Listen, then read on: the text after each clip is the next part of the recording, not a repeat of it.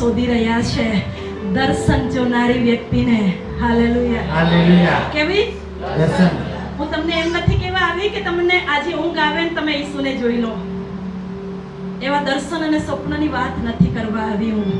એવી દર્શનને તમે લખો કે પ્રભુનું દર્શન શું છે. પ્રભુ તો ચાહે છે કોઈનો પણ નાશ ન થાય, દરેક જગ્યાએ સુવાર્તાનો પ્રચાર થાય.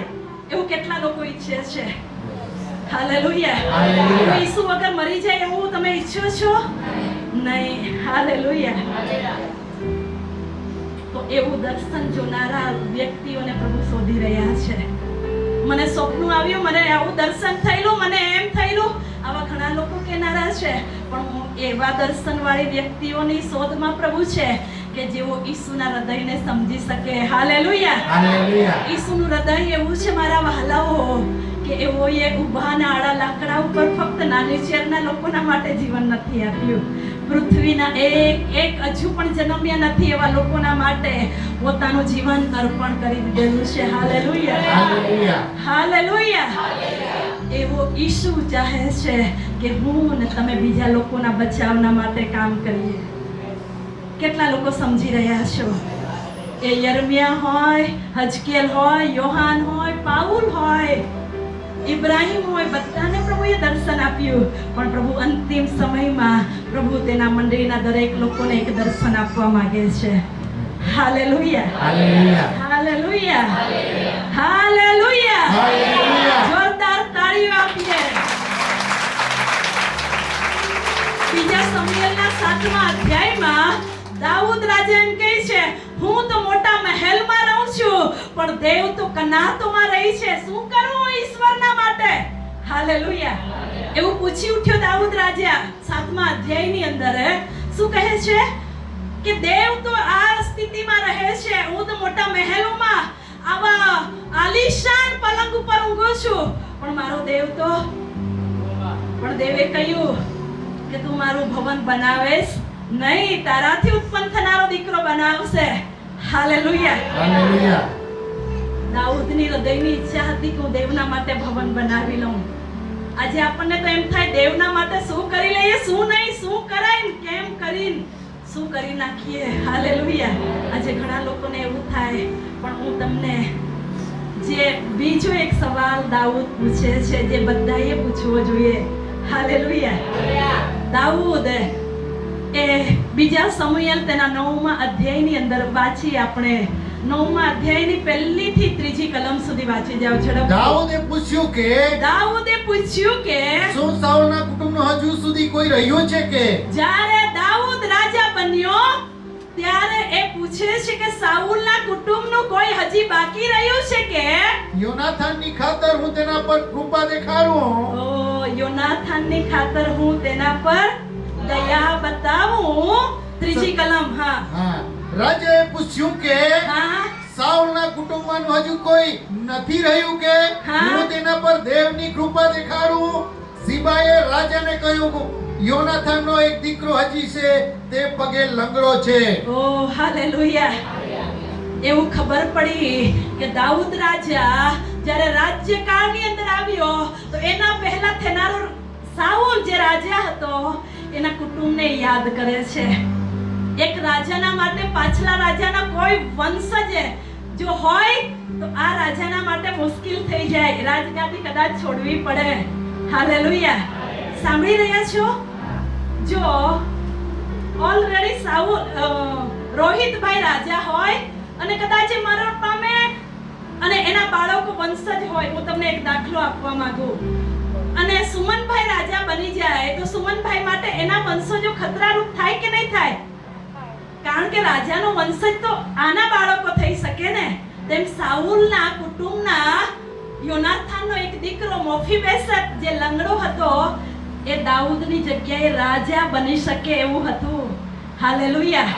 એટલે જો દાઉદ રાજા આ મોફીબેસતને બોલાવી લે તો દાઉદને સત્તા છોડવી પડે. શું કરવી પડે?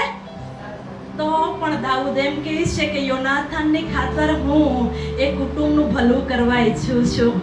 હાલેલુયા. હાલેલુયા. હાલેલુયા. હાલેલુયા. સાંભળી રહ્યા છો? પણ એ સાઉલના દીકરાનો દીકરો લંગડો હતો. શું હતો?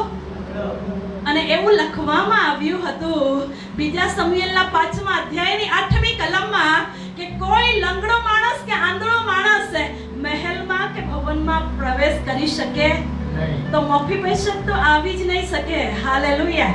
કારણ કે બંને પગે લંગડો હતો. પણ કેમ લંગડાને રાજાના મહેલમાં લઈ આવવામાં આવ્યું? આ તો ઈશ્વરે આપણા ઉપર દયા કરી એનું ચિત્ર વર્ષો પહેલા બતાવે છે. આપણે પણ પાપમાં આંધળા અને લંગડા હતા. શું પ્રભુએ આજે તેની મેજની સાથે આપણને ભાગીદાર નથી બનાવ્યા? હાલેલુયા. જો દાઉદે સાઉલના કુટુંબ પર દયા દેખાડી તો હવે આપણને દયા મળી છે. તો જેવો નથી બચ્યા એવો પર દયા બતાવવાની આપણી જિમ્મેદારી છે કે નહીં છે? હાલેલુયા. પણ હજી સુધી આપણે દાઉદની જેમ પ્રશ્ન પૂછ્યો નથી. હાલેલુયા. હું બીજાઓના માટે શું કરી શકું? હાલેલુયા. હું દર 15મી ઓગસ્ટે ગાંધી બાપુને યાદ કરું છું અને કદાચ તમારી સાથે મેં શેર કર્યું હશે એ ગીત ગાંધી બાપુએ રચ્યું. બીજાના માટે કંઈ કરી જુઓ ઘેલા હો માનવી. ગાંધી બાપુ આ પાઠ ભણાવી ગયા. કયા પાઠ?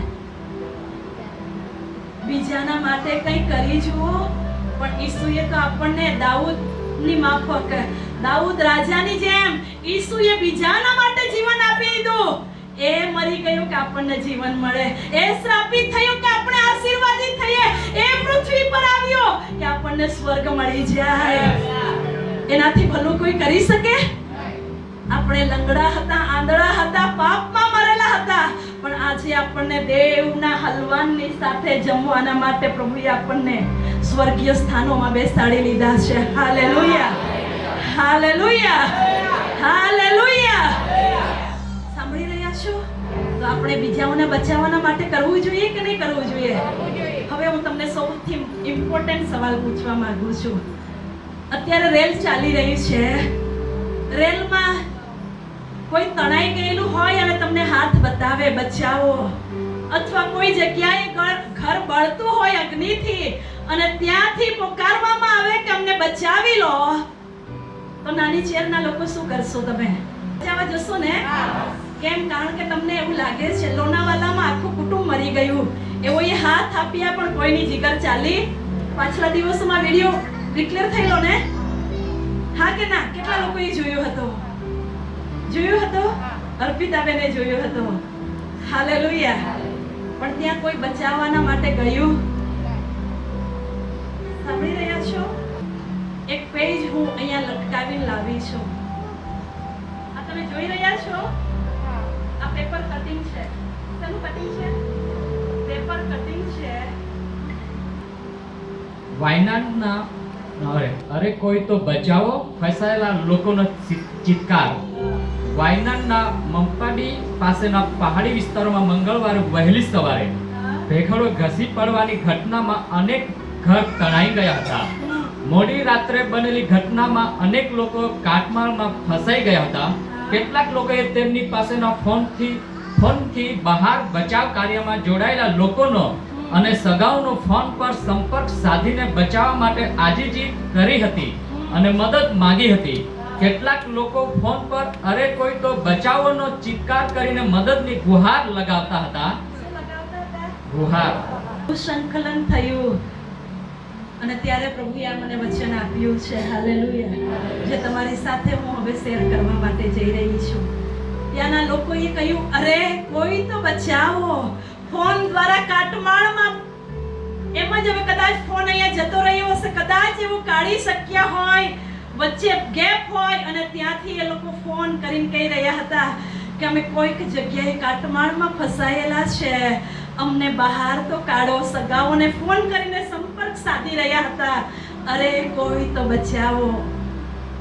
હાલેલુયા. હાલેલુયા. આ રેલમાં ભૂસંકલનમાં માટીમાં ફસાઈ ગયેલા લોકોનો અવાજ છે મારા વહાલાઓ. મેં તમને 2 સવાલ પહેલા જ પૂછ્યા કે રેલમાં તણાતા હોય એઓને બચાવવાના માટે લોકો નથી જઈ રહ્યા. અત્યારે જ આટલા વરસાદમાં શ્રાવણિયાની અંદર ઘર બળી ગયું. લોકો લોકોને કીધું કે અમારી ઘર વખરી બળી રહી છે, પણ કોઈએ જીગર કરી, કારણ કે ત્યાં શોર્ટ સર્કિટ લાગ્યું હતું અને આખું ત્યાં પ્રાણીઓ પણ બળતા એવું લખવામાં આવ્યું હતું. શ્રાવણી આપણું ચર્ચ છે, ત્યાં અમે લોકો પાસે ખબર લીધી કે શું ત્યાંની પરિસ્થિતિ છે, પણ કોઈ ત્યાં બચાવી શક્યું. રેલમાં તણાવતા અને આગમાં બળતા લોકો આજે બોલાવી રહ્યા છે, પણ કોઈ મદદે નથી જઈ રહ્યું. છતાં પણ જેઓની હિંમત ચાલે તેઓ જાય છે. પણ હું તમને પ્રશ્ન એ પૂછવા માટે જઈ રહી છું, નર્કમાં અનંતકાળિક નર્કમાં જેઓ પોકારી રહ્યા છે અને નર્ક તરફના રસ્તાઓમાં અત્યારે નર્કમાં ધસી પડે એવા લોકોનો પણ અવાજ નાની ચેર તરફના લોકોને કહી રહ્યું છે, અમને બચાવી લો, નર્કમાં જવા દેતા નહીં. કેટલા લોકો એવા હાથોને જોઈ રહ્યા છે. હું તો એવા અવાજોને સાંભળી રહી છું અને એવા હાથોને જોઈ રહી છું કે જેઓ મદદના માટે હાથને પ્રસારી રહ્યા છે.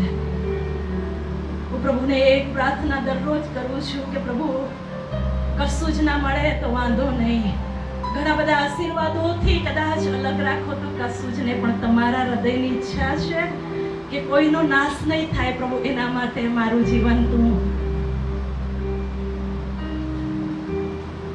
ઉપયોગ કરજે. હાલેલુયા. આજે હું તમારી સાથે એક પડકારને વહેંચવા માંગુ છું. શું તમે એની સાથે સામેલ થશો કે મરતા લોકોને આપણે બચાવી લઈએ? હાલેલુયા.